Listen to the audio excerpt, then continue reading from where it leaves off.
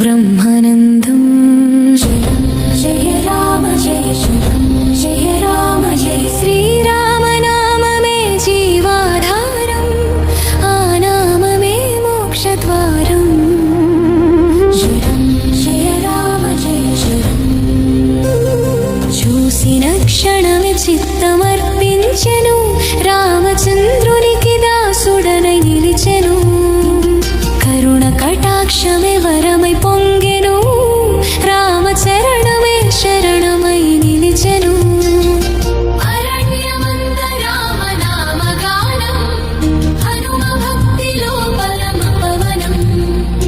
హృదయంలో నిత్యం రామ ధ్యానం, అదే హనుమంతుని ప్రాణాధారం. శరణం జయ రామ జయ శరణం.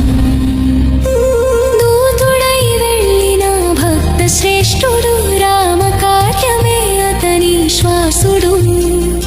రామనామమే రెక్కలై ఎగిరెను, భక్తి శక్తితో సముద్రం దాటెను.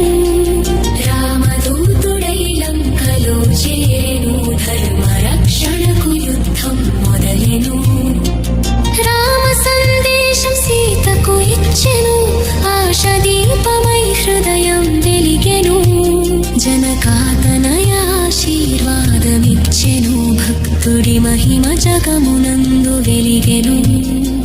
రామ కోపమే అగ్నిగా మారెను, అధర్మం అంత భస్మమైపోయెను. వచ్చిన వెంటనే చరణం తాకెను, దాసభక్తి గంగగా పారెను. ఆలింగనమే పరమానందం, రామ ప్రేమే భక్తి బంధం. రామనామమే శిలపై రాసెను, సముద్రం దారి విడిచెను. ధర్మయుద్ధంలో రామధనుస్సు, హనుమ గర్జనలో దీయనాదము. ప్రాణరక్షకుడై పర్వతం తెచ్చెను, భక్త శక్తి జగమంత చూపెను. రామ సేవలో అలసట తెలియదు, హనుమ భక్తికి సరిహద్దు లేదు.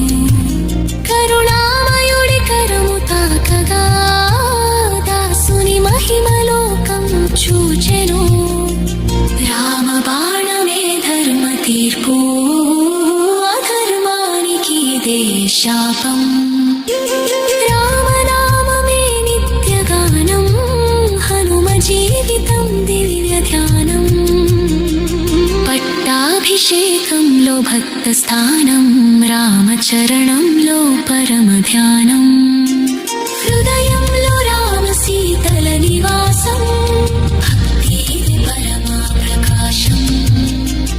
దాసుడైన వాడే దేవునికింకా అత్యంత ప్రియుడై నిలిచెను శాశ్వతంగా.